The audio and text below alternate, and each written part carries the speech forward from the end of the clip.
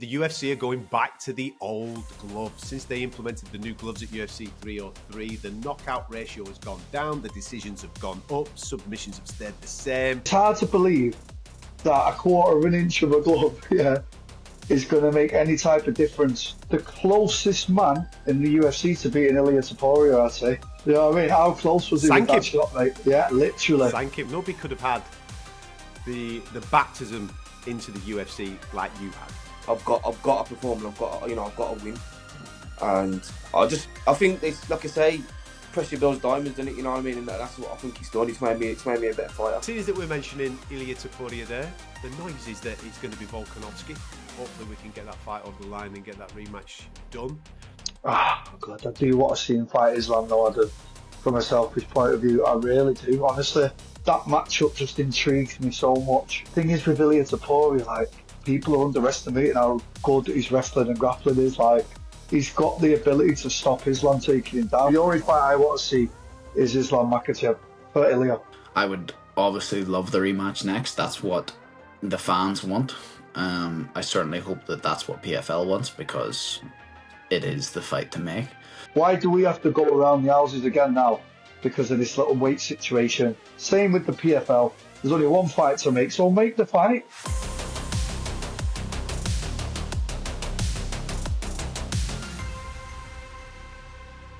Welcome to Uncaged on the talkSPORT MMA YouTube channel. I'm Adam Catterall. Pleasure to be back in your company, and a pleasure to be back in the company of this man who looks like he's working harder than ever out in Dubai. You got something to tell me, Brendan Lockname? What's going on? Have you got a fight booked, or are you just ticking over, son? I'm just doing a bit, Adam. When this is all you know, innit? 3 times a day is just like a standard day for me out of camp. Out of camp, I reckon I do more training than people in camp. How many times have you been to the gym? Like last week on average? What was it? A couple of times a day? 3 times a day? Twice minimum, and then I have one on a Saturday. But you know what? They're not all hard. Some are yogas, some are like just slow runs. So I can't take all the credit. You know what I mean? Is there a couple of faces knocking about in the gym, or is it who are you working with? Well, Chimaev's in there every day. Obviously, I'm not working with him. He's far too big, and he'll beat me up. So, yeah, like I say, it's taking over at the minute. Are you working towards anything? Nothing just yet, but I'm enjoying life. I'm enjoying training. I'm happy. I like our podcast. It's doing good numbers, by the way, now, guys. You know what I mean? We're up there. I've had my eye on the numbers. So, yeah, everything's good. Can't complain. What are you doing? Numbers is my thing. You're doing numbers now. Look at this, eh? The facts and stats are coming, baby. Here's what's happening. People are starting to enjoy Uncaged. They're seeing the chemistry and they're like, yeah, it's a good watch. Well, that's always good. Keep them numbers going up. Exactly. Listen, we've got lots to talk about because we're going to be welcoming Jai Herbert onto the show. He's got a date with Destiny on March 22nd. Obviously, that is UFC London. We're all excited about that. He's on the main card against Padillo, so we're going to give him a little bit of airtime. Let's find out what he's been getting up to. So he's going to be joining us a little bit later on in the program, so stick around for that. Make sure you like and subscribe to the channel. As Brendan says, we are growing. We want it to grow even further, and we want you to come on this journey with us, to get stuck on in. At the weekend, the Apex was the destination. Middleweights were on deck as Jared Cannonier, at the ripe old age of 40, heading towards 41 years of age, did the business against Gregory Rodriguez. Before I get stuck into any of that conversation, though, mate, the big news at the start of the event is that the UFC are going back to the old gloves. That's right. The new gloves haven't worked. I've been speaking about this for a period of time. Since they implemented the new gloves at UFC 303, the knockout ratio has gone down. The decisions have gone up. Submissions have stayed the same. We are in the business of the wow-wow-wee-wow moments. That's what we want. We want the knockouts. We want the viral, sensational, going round the world. What the heck was that scenario? And they have been on the demise for the last 6 months. UFC have since they've decided to go back to the old gloves, and straight away at the Apex they deliver, because people start getting knocked out with hands. Always good to see, mate. Can I jump in on this? Because I just don't believe it's the gloves. I really don't believe it's the gloves. What do you think it is then? What do you think it is? I think it's the level, Adam. I think the level has gone through the roof. I think the level now is way higher than it was. And I think you're going to change a glove from there to there. It's still the same ounce. Do you know what I mean? Can I give you some facts and stats? You know that I love my numbers. I know, but sometimes numbers don't tell the whole story. They don't. They're a good indicator. Right, tell me, go on. I did some data on it, right? So 6 months previous to the new gloves coming in to the 6 months with the new gloves, all right? So you're not telling me that the level of MMA has changed that dramatically in the fighter's ability in that period of time. It might have increased, but it hasn't gone that wild. All so right. if you're looking at an average fight card with the UFC, you're looking at between 12 and 14 fights on a card, right? Is what you're looking at.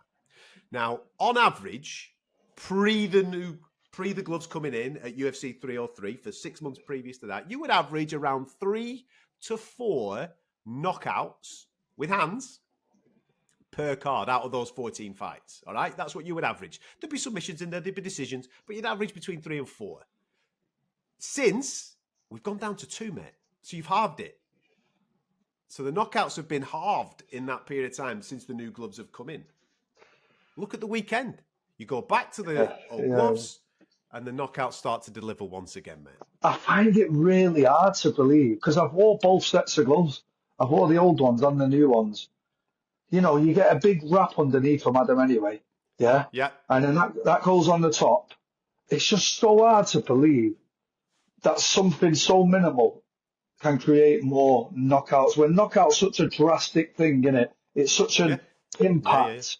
A lot goes behind a knockout, like a lot of force.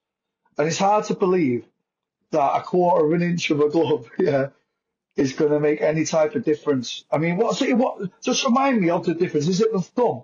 I just can't remember the exact difference of the new glove and the old glove. It's more curved. The whole implementation of those gloves was to try and eradicate the amount of eye pokes. Now, that's another thing as well. The amount of eye pokes have actually stayed the same. And I think that is the overriding reason as to why they've gone, well, we wanted to get rid of eye pokes completely. I don't think you're ever going to be able to do that, just because of the nature of some fighting styles. Yeah. So therefore, they've decided, right, well, it's not made a massive impact on eye pokes. That was our main objective. So let's get rid of them. And it's actually affected, so to speak, the amount of what they would class as holy shit moments. So let's get back to how it was. For me, it wasn't broke. It wasn't broke. There was no need to try and fix it. I know that we're obviously trying to innovate and take things to the next level, and technologies and various things like that are always a great thing to be bringing into any type of sport, not just fight sports. But for me, it wasn't broke. It wasn't a major thing. I think we can deal with the level of eye pokes that we do have within the sport.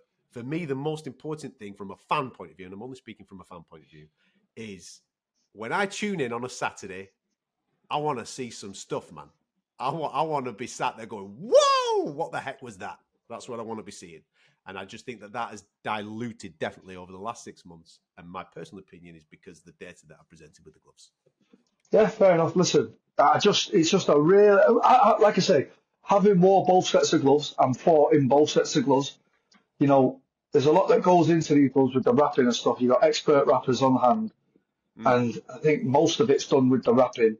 And then the glove just sits on the top.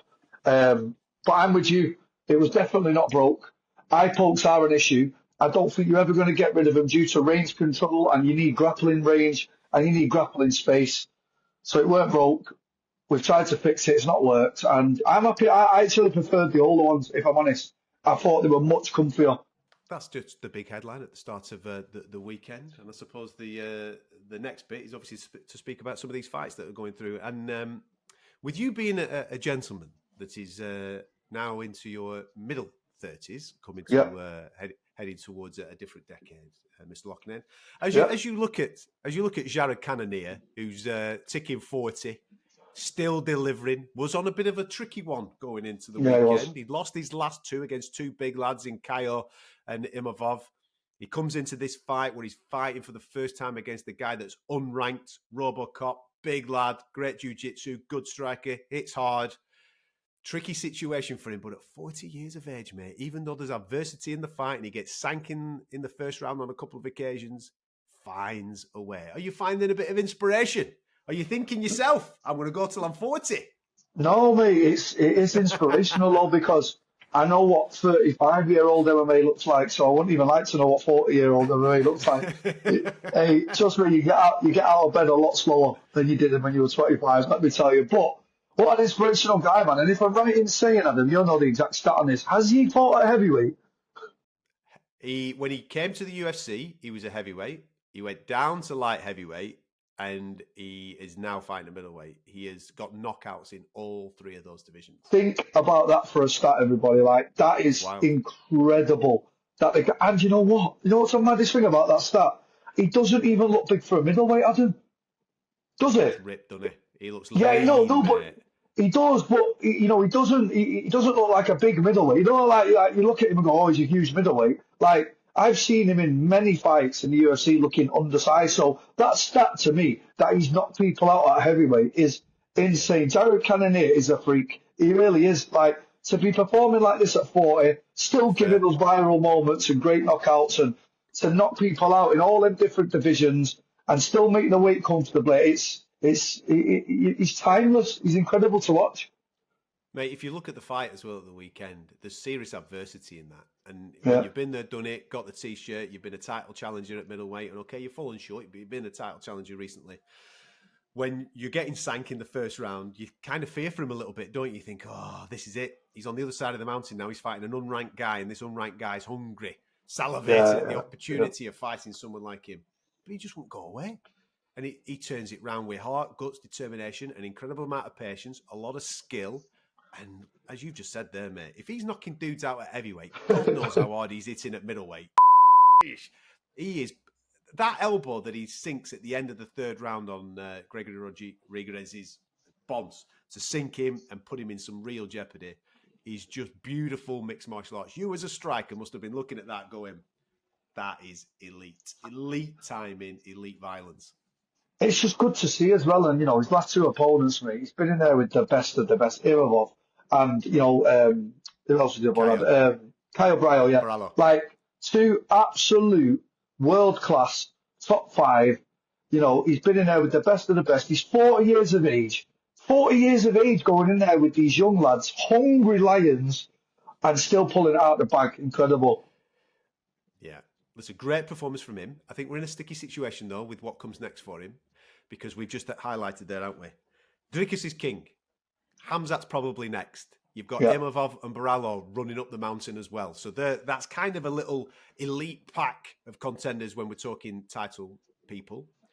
You then have Jared Cannonier, Robert Whittaker, Israel Adesanya, these guys that have, 2 of those have been champion. Jared's obviously challenged. Yeah. They're in the pack below. And then you've got a lot of young, hungry wolves coming up the other end.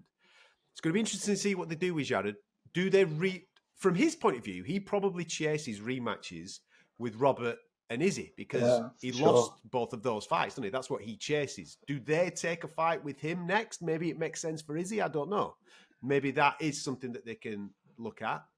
Listen, it's a great win. I don't think he progresses in the rankings. I think he keeps his ranking because he was fighting an unranked fighter. You've got this weekend coming, Brandon Allen against Anthony Hernandez, which is a big fight in the middleweight division from young contenders coming through. Did they get a shot at Jared Cannonier? Is that their next step? Maybe that's where they're going to go. I think it's interesting, that little middle format of 185 of how certain fights are now going to play out over the next 6 to 12 months. Yeah, he's stuck in a bit of a random spot. But a middleweight that we've been talking about recently on here that I think could be a little spanner in the works and a nice fight is Michael Venom Page. Imagine Michael Venom Page versus him at middleweight. He's recently just stepped up there. Another great striker. Also touching 40 himself, Adam. Do you know what I mean? Like, Mate, you've thrown something in nice. That's nice. If he that's stays at fight. middleweight, I know that he's flirted with saying, I might go back down. Yeah. If he stays at middleweight, that could be nice. That's a good fight. It's a good fight. Hey, look at you. Yeah, I like that one. Beautiful. I like that one. I like that one. It's a good one. What did you make of co-main event? Yusuf Zalal against Calvin Keita. What's happening, Adam, with Calvin? What's going on? Like, at one stage we were talking about him the next thing since sliced bread, and now it's like he's just. He ran into Max Holloway, mate, didn't he? And even watching him against Sterling, it was a terrible performance. It was terrible. It's like it's really hard to watch the demise of some fighters, and especially we like to talk about post fights with people like Max Holloway and Justin Gaethje, you look at people's records post fight with these guys, I think we might actually be onto something, and it's not just like hearsay rumours. Like, because the fights are that hard. I mean, I distinctly remember the Max Holloway being probably the worst in UFC history, up there anyway, to the point where Dana White's standing up and saying, "What are we doing?" Like mid-fight. Do you know what I mean? So since that, he's never looked the same. Well, to be fair to him, he took a year off that fight. I mean, that was a beating. Nobody's going to deny that was a beat. He got his backside handed to him. He took a year off, and he came back against Jika Chikadze and looked really good. He won the fight. He looked good. It's just the 2 or 3 after that, maybe mentally it took a lot to get back in the octagon against Jika to put that performance in. Maybe that's drained him. I don't know, because he does look a beat off. And at the weekend, we've just been speaking about Young Hungry Lions. Yusuf Zalal, I thought he fought brilliantly, mate. He was on the back foot. His lateral movement was great. It was... First 10 minutes, I thought he was fantastic. Don't get me wrong, he's on his bike, legging it around the octagon for the last fight to stay out of the way of Calvin Kattar. Yeah. But it was an intelligent performance. And Calvin, you could see he was frustrated because he just couldn't keep up with the kid. The speed of thought just wasn't there, and his body wasn't doing maybe what his mind was telling him to do. Yeah, of course. I really do think that it comes down... That fight did come down to hunger. Yusuf's a great talent. He looked great in the fight. And I'm excited for his future. There's some very good 145 fights for him, mate. Mate, you called out Ortega. I mean, I think that's a very intelligent shout. I mean, Ortega, they're talking about maybe going to 155, but he's in a sticky spot. Why not? If you've just beaten the number 10, call out somebody a little bit further up there. Let's see what's what. He might not get that. He might get Arnold Allen. Who knows? He's been matched on, Arnold. Yeah. But what I'm saying is, I mean, we've also got Laron's been matched with Josh Emmett. Yeah. Those types of contenders. If he's calling out someone like an Ortega, and if he can get an Ortega, next fight out for Yusuf Zalal could be an eliminator. If he beats Ortega, this is. Could be an eliminator against a Yair Rodriguez or a Diego Lopez or something like that. I mean, like you said, exciting performance. 145's red hot. I'd put him in that mix as well. Some really exciting, young, hungry lions up there. And just to touch on the previous fight that's just been made there, Arnold Allen and Yair. I mean, what a fight that is as well. Like, when you think about the talent that's knocking around the top 10 of 145 now, I think he really fits into that mix. And what an exciting time for him. He really put himself on the map with that fight. The rest, listen, the Edmund Shabazian Bugka fight, it felt like a little bit of a layup going into it. Bugka's lost his first 2. He's now lost his 3rd one. Shabazian obviously knocks him out in the first round. I think it's going to be one of them for Bugka where he's probably going to get cut from the UFC. Yeah. But he should take a lot of hope from what Yusuf Zalal did. You can get cut, you can go away, you can get back on the regional scene, you can get your graft together, and you can come back. So hopefully he'll take a little bit of inspiration from that. But for me right now, mate, Booker doesn't look like he's anywhere near ready for the top level. Yeah, Edmund is just kind of that guy that's been floating around for years now, isn't it? Like, he'll have 1 or 2 good wins, then he'll fall off a bit, then he'll go up again. And it's such a difficult one for him because it just looks like he's got all the talent in the world, but can't just get his groove. So hopefully this is the start of better things again for him.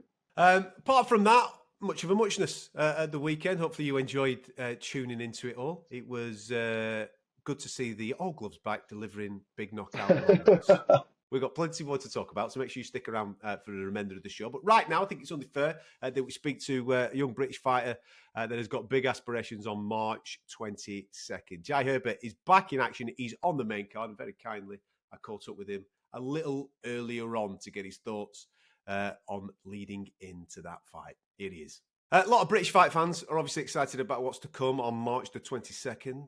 Playing his role on March 22nd is the Black Country Banger himself, Mr. Jai Herbert. Welcome, mate. How are you? I'm good, man. I'm good. Thanks for having me on, man. Listen, pleasure to have you on. I think a lot of fight fans obviously have come to terms now that whenever Jai Herbert's on the card, it's always going to be super entertaining. You have that style that is must not miss. And obviously this time around against Chris Padilla, you've got another opportunity to perform in front of the British fight fans. I want to talk to you about getting into how are you looking at this particular fight? Because now that you're in the UFC, I remember speaking to you when you first came in, and there were that big reputation, as a guy that was putting people over in Cage Warriors and on that regional scene. You come into the UFC, and then you have this momentum, which is stop, start, stop, start, stop, start. Where are you at right now that you... Listen, I don't want to call you a veteran, but you are, mate. You know what I mean? You've been here a bit now. You know what I mean? So where are you at now looking at the opportunity that you've got coming into 2025? Yeah, I really just want to put, like a win streak together, get the momentum going. I feel like, especially in the last fight, I felt like when I was out in Abu Dhabi, I felt like it was normal to me. Or every time before that, everything seemed a bit like surreal. Like you watching all these fighters on the telly, and then you're literally on the same card as them. You walk around, they're all in the hotel. Everything's all a bit like, it's a bit surreal, like. But I remember that last fight, everything felt normal to me. All the people there, like it was nothing felt like unusual. Like I feel like I really I belong here, and I really I'm really about to start putting these fights together. Putting some momentum together. And I feel like I really do belong here now. Well, I've said this to you in the past. Nobody could have had the baptism into the UFC like you had. Like you said, you came with your reputation. People thought, right, okay, Jai Herbert could do a bit. He's now in the UFC. And if you look at the actual starts to your UFC, there was no softy, was there? There was no okay, here's an introduction to the UFC, go and show your talents. It was straight in at the deep end. You've got the likes of Trinaldo, who's been there, done it and got the t-shirt. Obviously, you fight Renato Moicano. We know that obviously in that opening run you had Ilia Topuria. It literally was a baptism of fire to get you going. Yeah, that's what I mean. I mean, like you say, and I feel like I never really got going. You know what I mean? Got started yet? Like you said, straight in at the deep end. But it is what it is. You know what I mean? I don't regret any of it. It's all made me a better fighter, better person. So I'm just happy that I'm just happy to be here and still be able to go out there and perform. And I'm just looking forward to it. March the 22nd. How easy is it to deal with though? Those moments, because you go to the UFC. I've no doubt all your mates are on you going, "Hey, Jai's in the UFC now. We're all flying. Everything's great," and all this type of stuff. And then you're on the receiving end of obviously some defeats there, mate. Which them within themselves for any fighter are very difficult to deal with. But when you've had that pomp and then you come in and it doesn't get off to the flying start that maybe other people that don't know too much about MMA are expecting, what's that like to deal with when you're sat on your own at home and in your own thoughts? Yeah, it is.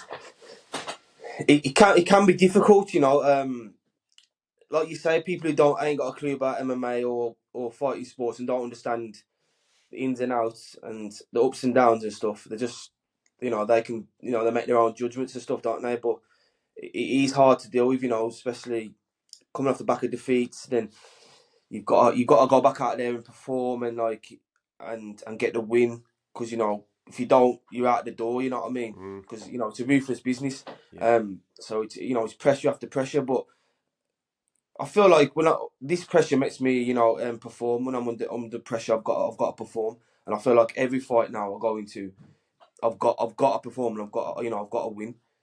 And I think it's like I say, pressure builds diamonds, doesn't it? You know what I mean? And that's what I think it's done. It's made me a better fighter. Well, coming into this one, the weekend, I like what you said at the start of this conversation. Looking to get that a bit of a win streak together, because pre-UFC, you've been used to win streaks. You've been used to it. Yeah. You've been used to knowing what a win streak does for the climb. As I said, it's all well and good being the entertainer. The fans absolutely love it, don't they? You know what I mean? When it's a Jai Herbert fight, they're all in. But you're in the Jai Herbert business, so therefore you've got to be thinking, right, where am I going now in 2025? And as I look down that resume, mate, right, I personally thought that you were unlucky not to get the decision against Ludovic Klein, which ended up in a draw. I thought you won that particular fight. So therefore, that might have been able to kick on a little bit of momentum. You look at the guys that you've been on the receiving end of a loss. Every single one of them is a legit top contact. I mean, you've even got one guy there that's gone on to win a championship belt already. So we're talking about the elite of the elite elite. You know what level you're at now. And like you've just said there, I noticed that about you in Abu Dhabi when you were out there. You were walking like you belong there now. You belong in the UFC. Did you have maybe a slight bit of imposter syndrome in those early times where you were thinking to yourself, do I belong here? Yeah, 100%, man. Like, you know, I've heard about that before, imposter syndrome, and then like being there, actually, like I felt that, definitely felt that. But like you say, especially my last fight, I was just like, you know what, I ain't bothered anymore. You know what I mean? I'm just gonna go in there and crack on and do me. And like I really felt it. And when I went out there, I was just like more relaxed. I was more myself, and I just went out and did what I can do. And that's the same energy I'm taking into my next fight. You know what I mean? Just perform how I can perform. You know what I mean? Don't start worrying about like thinking about.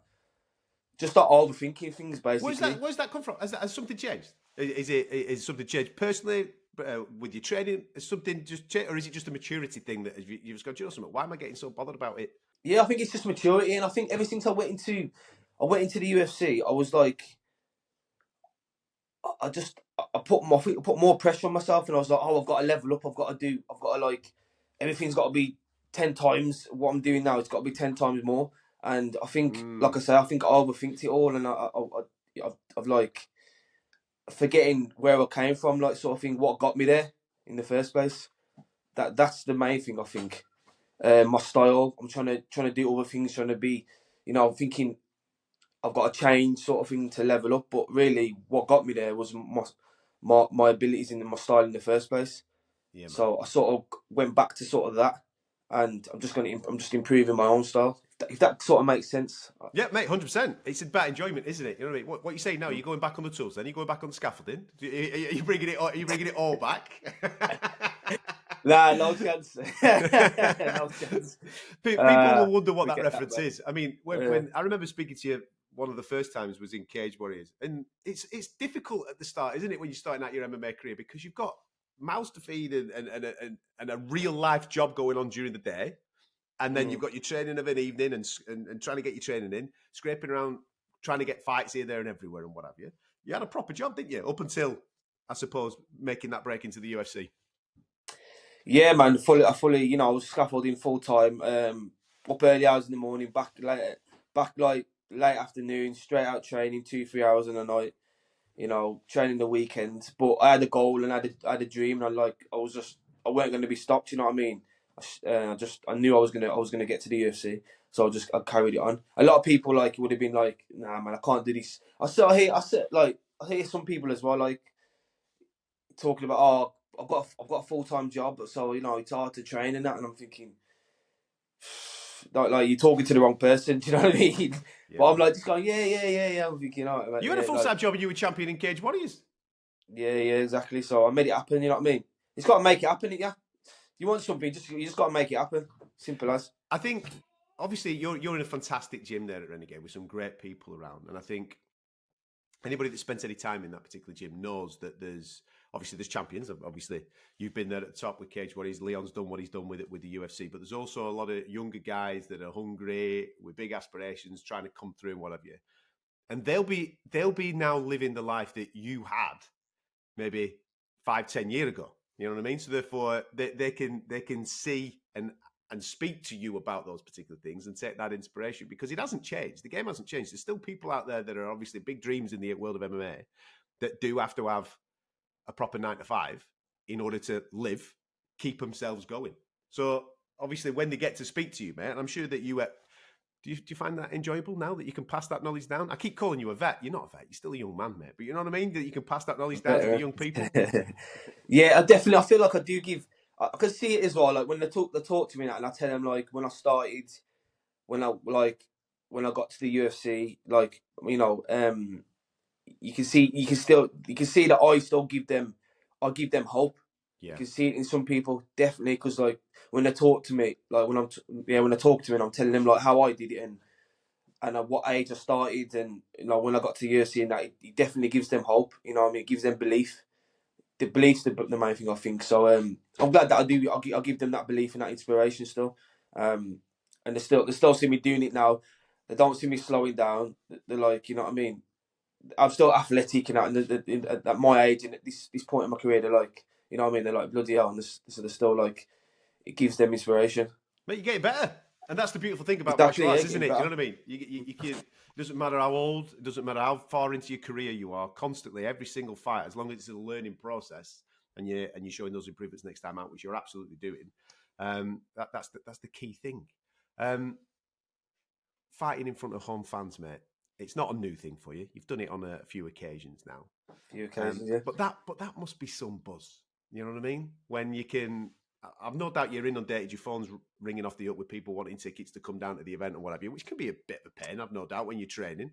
But the actual night when you're walking out.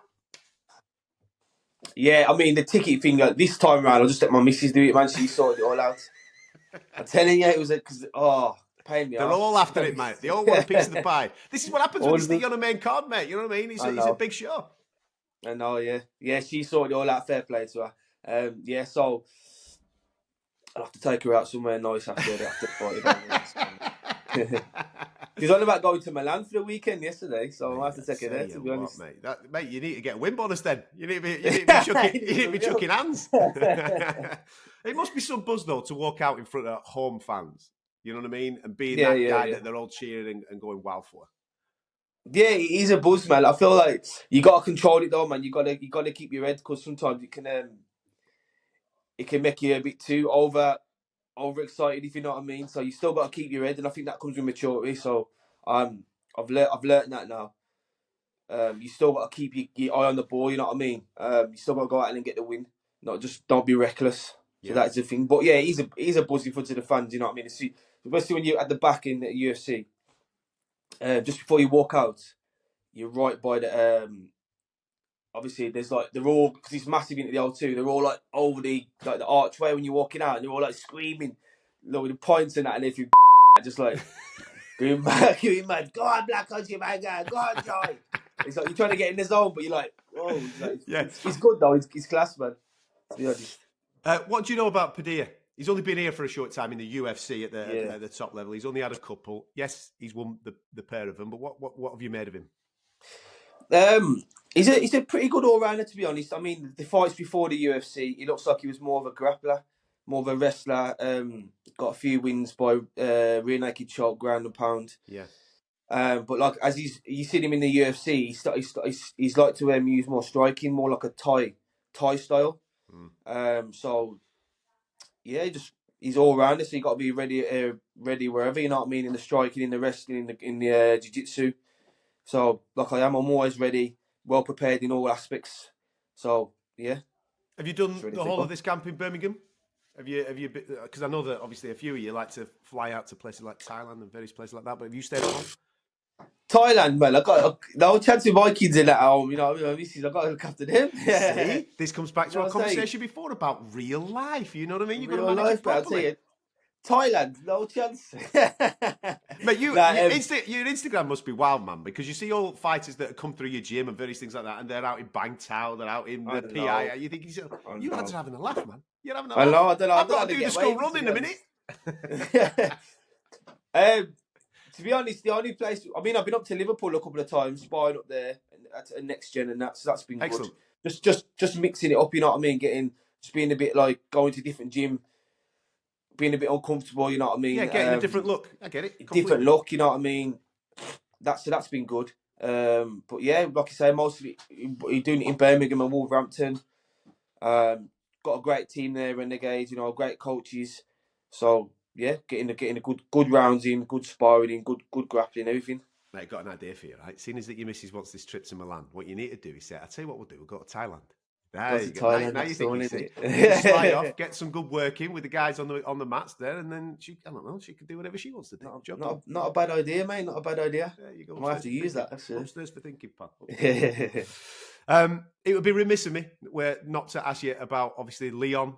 You're both training in the same gym. He's on the card, main event, mate. I mean, big night for him against Jack Della Maddalena. Where's his head at? I mean, I've spoke to him just fleetingly on text. But is he looking good? Is he in that gym? Is he kicking the living daylights out them pads? Is he looking to maybe get rid of some anger? Yeah, man, he's looking great. You know what I mean? He's always in the gym. Training great. I've seen him. Obviously, because we sort of sparring at the same time, it's kind of the minute. So I've done a few rounds with him, to be honest. And he's always sharp. You always got to have your wits about you when you're sparring, Leon. That's what you got to have your wits about you. You know what I mean? It's good though. It's good for you. It's good because it makes you like switch on. You know what I mean? Like you can't believe in any gaps or making any mistakes because you know you'll catch you with something. You know what I was gonna say. Yeah. Not like No. not trying to I get you. kill you, but like you got to be switched on. You know what I was gonna say. But yeah, he's been looking great. I think he's excited for this one as well because the last 4 opponents has been like out and out wrestlers. You know what I mean? So obviously Jack's a good striker, good boxing. He has got some good grappling as well. But this is a bit of a different opponent for him. So you know, gives him a bit of refreshing in it. You know what I mean? A different opponent instead of like going for 4 out and out wrestlers. Yeah. So he's excited for this fight. He's looking forward to it. To finish on you then, mate, what's the activity level plan for you this year? Last time we only saw you once, didn't we? So what's the crack, man? Yeah. How many times can we see this year? Yeah, man. I'll be grateful to get like 3 fights in if I could this year. You know what I mean? Because we're in March, so middle like August, and then towards the end of the year, that'd be great. 100%. I'd love that if I could. Well, if you could, mate, if you could do that activity level by the end of the year, if everything goes to plan, we could be genuinely talking about a ranking then in the weight division, couldn't we? That is the plan, you know what I mean? That is the next goal to get into that rankings, man. Top 15. Because I know, like, I'm like two fights away from there, getting to there. You know what I mean? Because like some of the opponents that I've had, like you know, they're in the top 15 and that and everything. And they're pushing on that, like you say, Klein and that. Well, if you look at, I mean, Fares Ziam, right? He fought a couple of weeks ago. He looked good. Yeah, he looked really good a couple of weeks ago. Your fight with him was really close. It was a razor type fight. So you must be looking at them thinking, I know what level I'm at. So, and he's very close to being in that top 15 conversation, isn't he? Yeah, that's what I mean. So I know that I'm, you know, a couple of fights away from that, and I'm going to be there. You know what I mean? That is the next goal. That's what my head's at now. Listen, I'll let you go off and get your breakfast, mate, because I know you've got a full day of training, rocking and rolling. Try and keep the missus' expectations low when it comes to Milan. If you knock this kid out in London, mate, she's going to be thinking 50 G's. We're off, baby. There you go. We're off. Gucci store and everything, mate. Louis Vuitton. Oh my God. Waxed on one bag like that, mate. Easy work, gone. For real. Listen, all the best. Stay fit, stay healthy. Looking forward to see you do your thing on March 22nd, buddy. Respect, brother. Thank you. Top guy, Jai Herbert, out on March 22nd. He is one of them characters that I think a lot of fight fans appreciate, Jai Herbert, because it's either you or him when he steps inside that octagon, and he fights like that. He's always fought like that from the lower scene at Cage Warriors, and now he steps into the UFC. I was just saying to him there, Bren, you couldn't have wished for a worse baptism of fire when he jumps in there and he's fighting the Trinaldos of this world, the Ilia Topurias of this world, and all that in your first 4 fights. It really has been a very hard run for Jai, but he seems to now have just felt like he is now a UFC fighter. The closest man in the UFC to beating Ilia Topuria, I'd say. You know what I mean? How close was he with that shot, mate? Yeah, literally. Literally the closest man. Always been a massive fan of Jai Herbert, working man's hero. Do you know what I mean? On the graft, on the building site, gets his big chance fights, the best of the best of the best. How many people do we see get put in the UFC and looked after? You know, just given easy fights. We see it all the time, don't we? Jai Herbert is not that guy. He's the complete opposite. He's been given the hardest roads you've seen, won some, lost some, but he always puts his heart on his sleeve, and I'm a fan of his style. Yeah, fingers crossed he can get the job done on March 22nd. Seeing as that we're mentioning Ilia Topuria there, the noise is that it's going to be Volkanovski. Hopefully we can get that fight over the line and get that rematch done. How do you see his year playing out, Ilia Topuria? Because he talks like he wants to go straight to 155, but for me, I'm looking at 145, and there's a lot of ace fights there. Lopez and Yair Rodriguez and all these types of guys I just think would be brilliant. But he seems like a legacy guy, like he wants to go to 155 and challenge at multi-weights. God, I do want to see him fight Islam, though. I do. From a selfish point of view, I really do. Honestly, like, that matchup just intrigues me so much. What a great fighter, man. Like, what a great fight that is to me, because the thing is with Ilia Topuria, like, people are underestimating how good his wrestling and grappling is. Like, He's got the ability to stop Islam taking him down. We've seen Islam struggle with Volkan, smaller, more compact guys like that. And this, he could have the remedy. So personally, selfish point of view, the only fight I want to see is Islam Makhachev for Ilia. Yeah, it'd be a great fight, mate. It'd be a great fight. Listen, fingers crossed we can get to that situation. Crossing over into the PFL, we've got an interview on our channel with Paul Hughes, obviously coming off the back of a narrow defeat to Usman Nurmagomedov. One of the best fights that you're ever likely to see outside of the UFC. It was fantastic. We were there in attendance. And for me, it's a no-brainer. I know that Paul's obviously talking about it. In the immediate aftermath, I spoke to Usman. He said maybe Paul has to go away and get a little bit of work done before he gets an opportunity to fight for that title again. I just look around in this division, mate, and I just think there's only one fight. They would be missing a trick if they didn't rebook it and do it again and take it to a place where maybe the fans could go wild for it, because the first fight was so good. Mate, do you know what that means when a fighter says that? Basically, that fight was dead hard. Yeah, and I don't fancy it again. I don't fancy a rematch. Anyway. Yeah, that's exactly what he's saying there, isn't it? Because it was that close.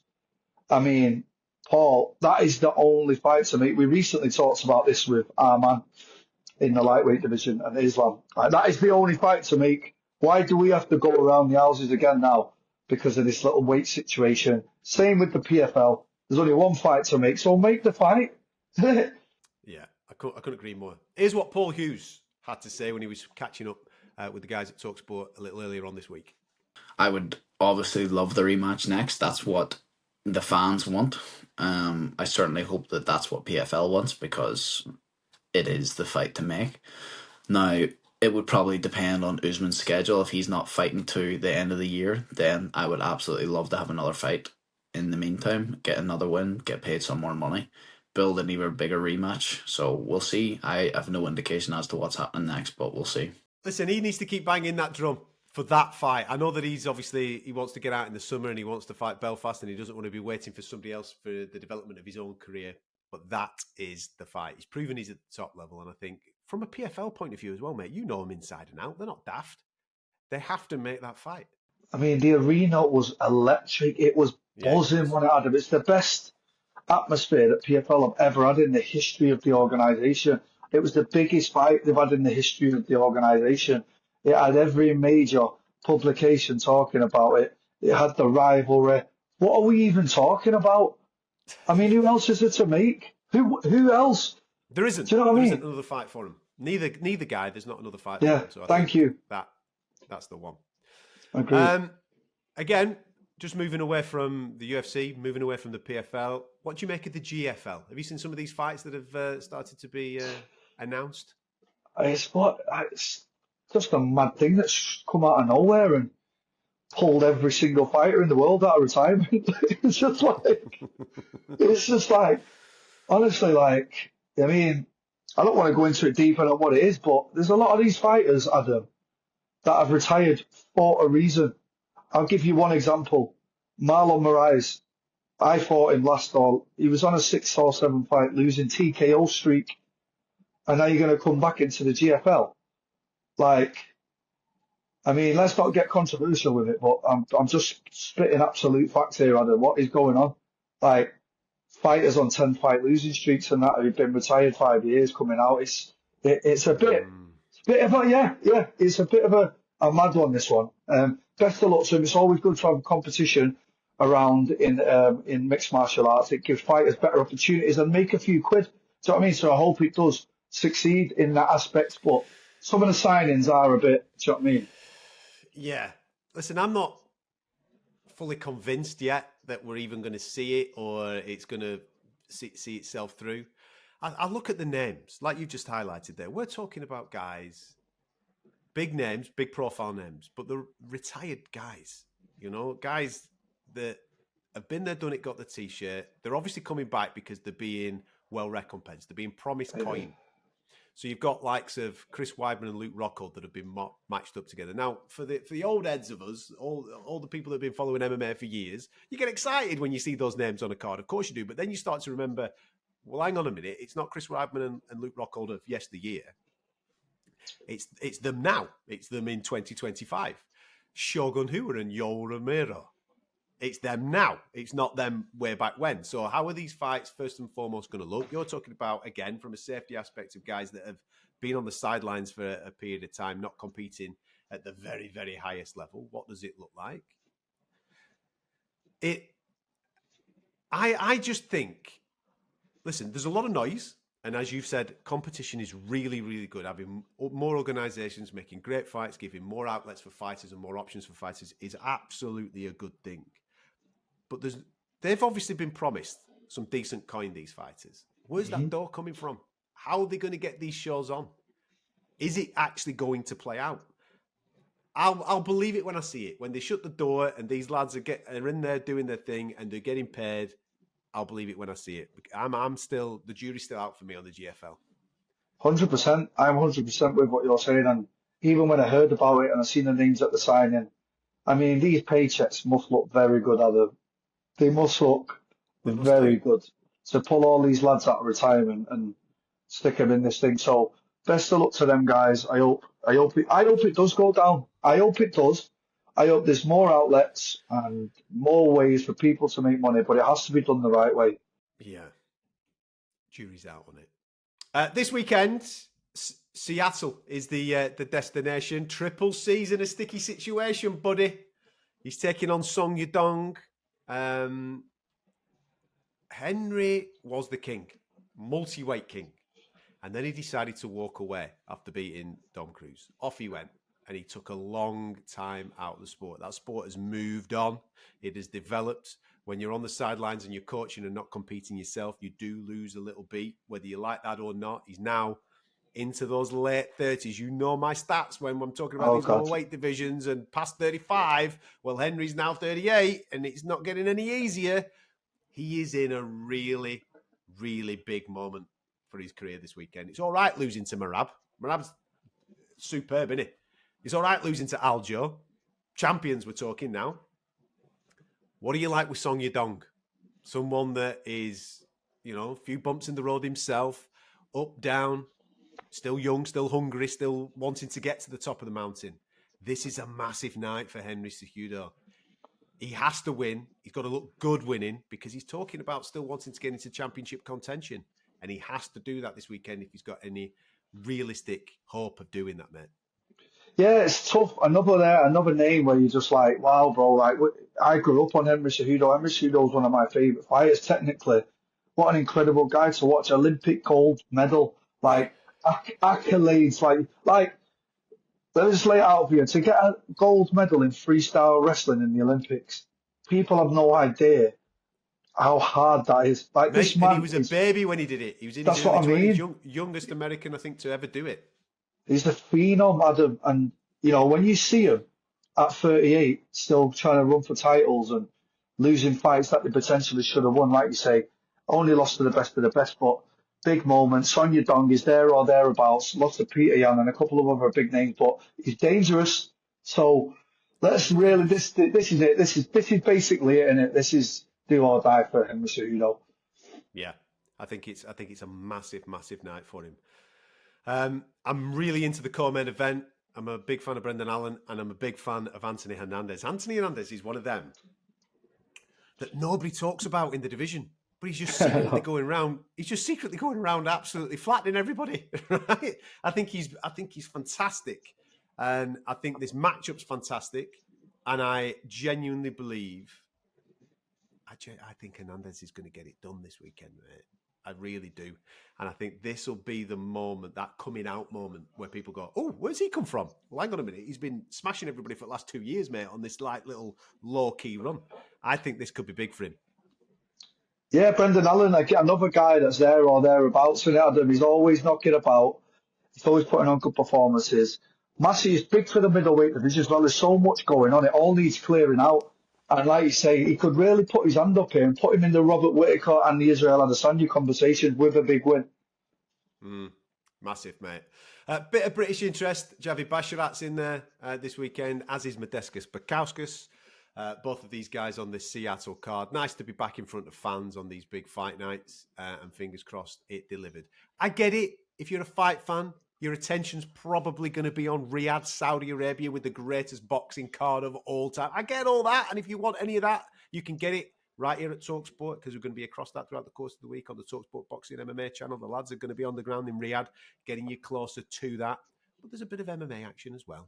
So if you want to see people get kicked, you want to see people get choked, then Seattle's your destination this weekend, and we'll get you across that on this channel as well. How many training sessions you doing today then? You off now? You're going to go and get on it? Just the one more, but yeah, Adam, I was in the middle of the session before, just so everyone knows, and I was like, oh no, the podcast, and we're about to push it back to me, aren't we? Like literally mid-session, I had to run out. Coach was like, get back in, what are you doing? I went, no, I forgot the podcast.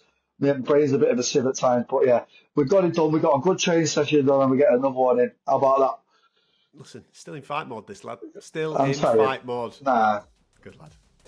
Right, thank you very much for tuning in to us. Make sure you like and subscribe to the channel. We'll get you closer to all MMA action that is coming up over the next few months or so. Don't forget, we are working towards March 22nd. We've just been speaking to Jai Herbert, who's on that card. Looking forward to that one where Leon Edwards and Jack Della Maddalena go at it in the main event. Lots of British talent on that card as well to get excited about too, of which we're going to be speaking to in the build-up to March 22.